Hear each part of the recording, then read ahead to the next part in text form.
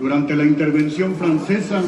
los triunfadores de la batalla del 4 de abril de 1865, cuando en el arroyo de Tío Díaz, en Peyotes y Gijedo, derrotaron al imperialista Tabachinsky, y fueron ellos, los republicanos surgidos de los pueblos de Coahuila, como los rifleros de Monclova, los que el 1 de marzo de 1866, en Santa Isabel en Parras, bajo el mando del gobernador Andrés S. Viesca, derrotaron a los franceses del conde de Bryan.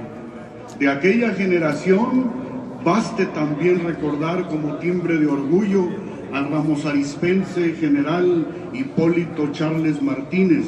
quien en la toma de Querétaro en 1867, sable en mano, dirigió a caballo la defensa del sitio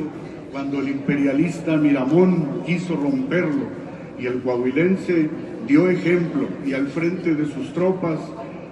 logró detener al imperialista, siendo su hazaña ovacionada por más de 30,000 republicanos. Con tales antecedentes en la historia de numerosas familias coahuilenses,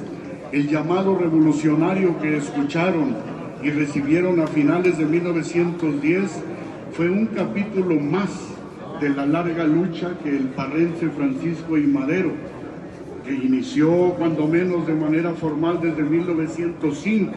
cuando fue candidato a la presidencia municipal de San Pedro de las Colonias,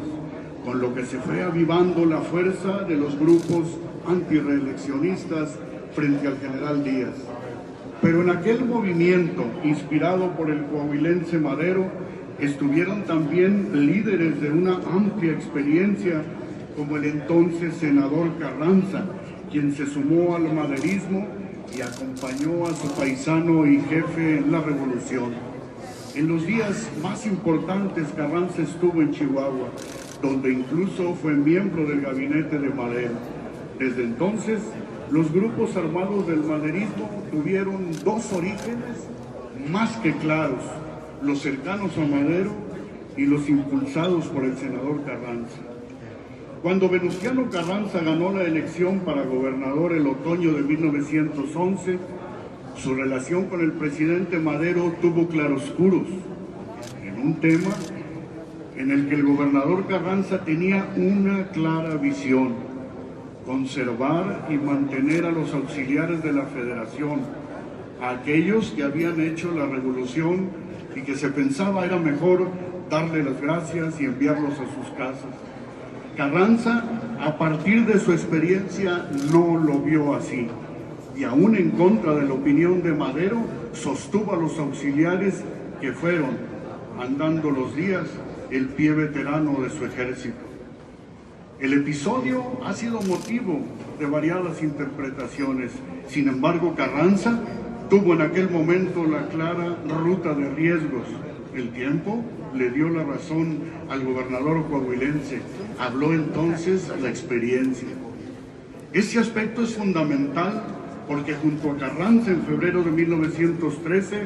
encontraremos a los líderes regionales que con fuerza bajo su mando fueron el mejor apoyo del gobernador rebelde que el 19 de febrero de aquel año desconoció junto a la 22 legislatura el gobierno usurpador de Huerta. Recordemos entonces con honor en esta conmemoración histórica de la firma del Plan de Guadalupe a algunos de los jefes constitucionalistas, de los muchos que desde todo Coahuila y de sus distintos municipios hicieron la revolución al mando del gobernador y después primer jefe del constitucionalismo. Eulalio Gutiérrez Ortiz, de Ramos Arizpe; Francisco Cos Ramos, de Ramos Arizpe; Abraham Cepeda de la Fuente, de Arteaga; Alfredo Breceda Mercado, de San Pedro de las Colonias; Luis Gutiérrez Ortiz, de Ramos Arizpe; Ildefonso Pérez Gallardo, de General Cepeda; Medardo González Peña, de Saltillo; Francisco Murguía López de Lara, de Sabinas; Jesús Carranza Garza, de Cuatro Ciénegas; Lucio Blanco Fuentes, de Nadadores; Arnulfo González Medina, de Juárez; Lucio Dávila Rumayor, de Arteaga; Emilio Salinas Balmaceda de Cuatro Ciénegas, Manuel Pérez Treviño de Guerrero, Federico Silva Villegas de Monclova, Bruno Neira González de San Buenaventura, Pablo González Garza de Nadadores, Abelardo Menchaca Guerra de Musquis, Venecio López Padilla de Zaragoza, Jacinto Blas Treviño González de Guerrero, Cesario Castro Villarreal de Cuatro Ciénegas, Francisco Luis Urquizo Benavides de San Pedro de las Colonias, Ignacio Elizondo Menchaca de Musquis, Porfirio Cadena Riojas de Aura, Alejo González González de Guerrero,